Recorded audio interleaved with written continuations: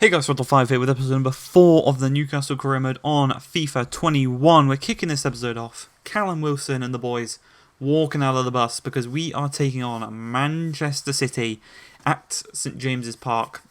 It's a tough place for the Big Six to come to. You know, we've got all the fans in. We've got the boys raring to go. We want to upset. We want to get at least 1 point in this one. And we've got the front three of Kent, Wilson and St Maxime as we go up against Man City. They're playing a 4-3-3 also. Very strong midfield.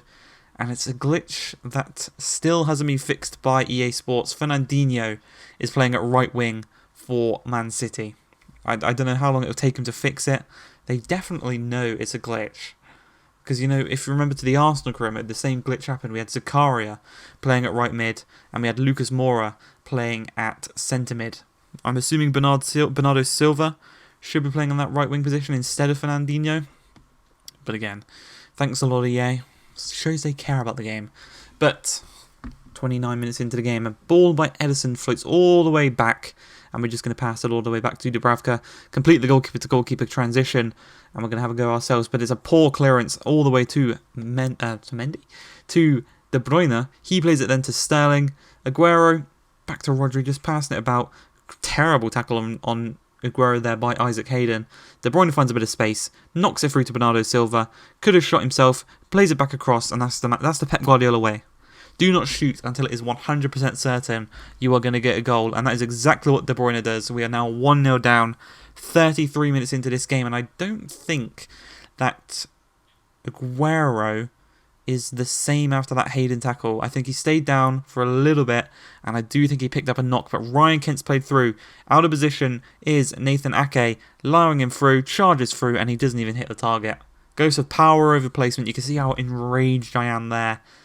Yeah, you got to be going placement over power sometimes, and that is one of those moments as Riyad Mahrez takes the ball down in the 64th minute, whips it across, nice punch out by Dubravka. It's going to be fine to Kent. He loses out the header to Gundogan, and he knocks it into De Bruyne, the goal scorer. He is then going to play it inside to Silva. Silva just going to dribble. He's one of the best dribblers in the league.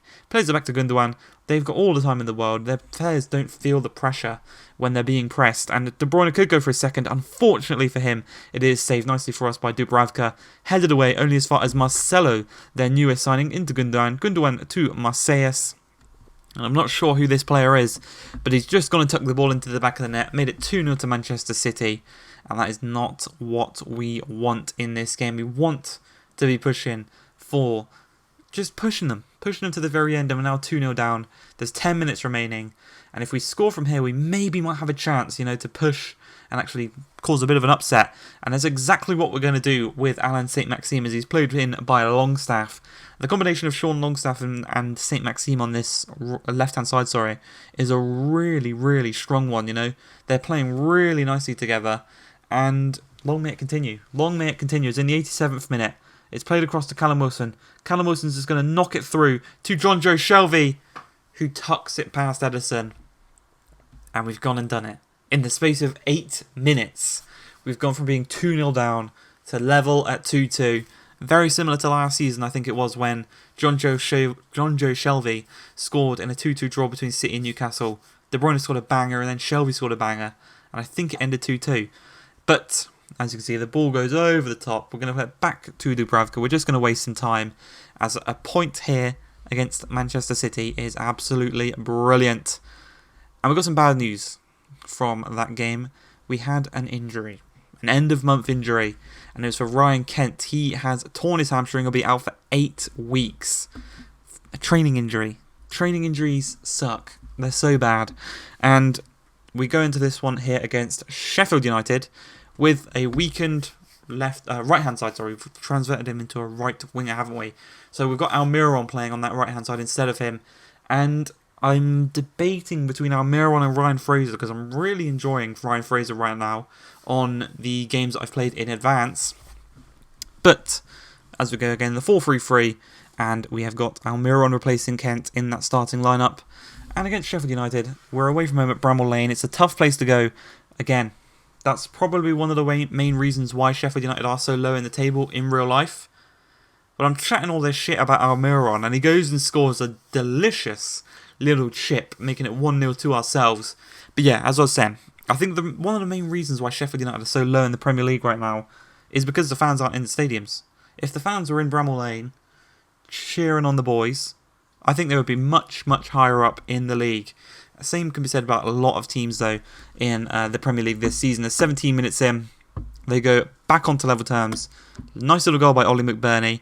This Scotsman, the Flying Scotsman, making it 1-1, and that is not what we want. This is a team we can be beating, but that just shows our luck. That shot there by Callum Wilson just kind of goes to show how poor we've been so far this season. As McBurney on the ball, the goal scorer charges up the field. He's going to knock the ball through. Little 1-2 there, really nice. He's got a chance here to knock it through, but instead he's going to go it alone, and instead goes out wide to Sander Berger, who again is playing in the wrong position. He's playing as a left back, I think, instead of a centre midfielder. But McBurney takes it down, plays it into the path of Osborne, and they've just gone from being 1-0 down to now 2-1 up. Not what we want.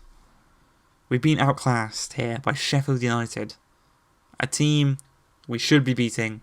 A team, if we want to get our hopes up and actually push for kind of a mid-table finish, we've got to be beating. And to be losing 3-1 after going 1-0 up in such a game against a team, again, as I've said, we should be beating. They're a team we're going to be competing with throughout this season for spaces in the Premier League.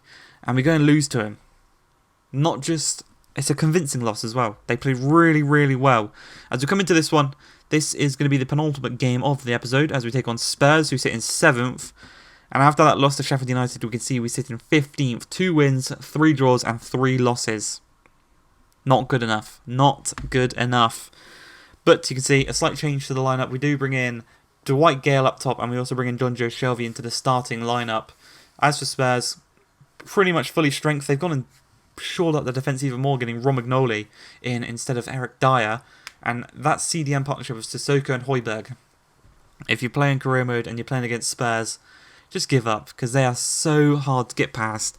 Obviously, Sissoko's OP anyway, but it's a nice little way to start off the game here. 21 minutes in, Ryan Fraser, you can see we've brought into the team. We've brought him in, and we've moved St. Maxime to the right-hand side, just to see how that kind of plays out. I think I might go the other way, and I think I might move Ryan Fraser to the right-hand side and move St. Maxime back onto the left, because I think that might work out a little bit better. But we did last 37 minutes of Julian defending. But unfortunately for ourselves, Harry Kane does tuck the ball into the back of the net. He makes it 1-0. Goes over to Jose Mourinho, who is getting the best out of him in real life right now. And it's not what we want. You know, we defended so well up until that point. And he'll go into the second half, into the 68th minute. So the clock is dying down. It's a brilliant ball over the top to Heung Min Son. He's got no one around him. Forces Fabian Schär out wide, and he just sweats it across to Gareth Bale, who's at the back post. He tucks the ball into the back of the net on his return to Spurs. And that is not what you want to see. You don't want to see Gareth Bale running over to the camera, doing his love heart celebration. And again, we're 2-0 down. But again, there's 10 minutes remaining. And we've got a chance here to try and make it 2-1 and put a bit of pressure on Spurs. We know Spurs don't like the pressure.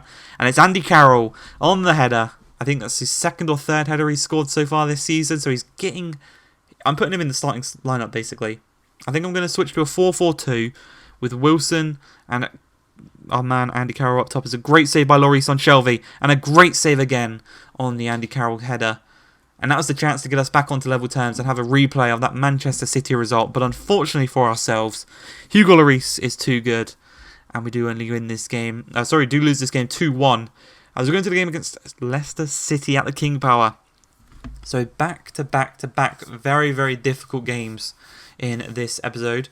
Every game in this episode has been difficult. There's been one game I think we should have won. And that was against Sheffield. And we were winning at one point. And then we bottled it. So we need to look to get a result here against Leicester. Hopefully we can do so. You can see by the lineup the 4-4-2, as I said. And we have switched Ryan Fraser out onto the right-hand side instead of on the left. But Callum Wilson goes down 13 minutes into the game. And he stays down. And the referee has forced to blow his whistle. Forced to make the substitution. Callum Wilson is not looking good. He's been our best striker this season. He's our highest scoring player in the team. And he's got to go off. But 10 minutes after he goes off, Andy Carroll with a header. He wins every single header he put into the box. St. Maxime knocks it down to Lascelles. Lascelles is going to play it into Schär. Schär back to Lascelles. The two centre-backs working nicely here. St. Maxime knocks it through to Ryan Fraser. He's playing on the... We had the two wingers on the left-hand side there, their natural side. And they do actually score. They work together and score to make it 1-0 to Newcastle against Leicester. We need to hold on to this result. And as you can see here, we hold on to the result. It's the 85th minute of the game. Vardy's taken out by Lascelles. He gets up instantly and he just charges at the defence. Lascelles is a bit slow to get back. Testagna on this right-hand side skips past Jamal Lewis, knocks it into Prayet. He's going to play it back to Maddison. Maddison's still got possession of the ball into Vardy. Little drag back and he shoots. And in the 88th minute, it looked as if we were going to be picking up all 3 points. It looked as if we would finally end this little rut of form that we were in. But Jamie Vardy, the ultimate shithouse, the ultimate piss taker, goes and scores, runs over to our fans, and the game ends 1-1. Only going to get 1 point out of that one. Not what we want. We should have won, and Callum Wilson got injured. He's going to be out for 2 months with a dislocated shoulder. What a shit episode, but I hope you guys have enjoyed it though. If you have, please like, subscribe, and peace.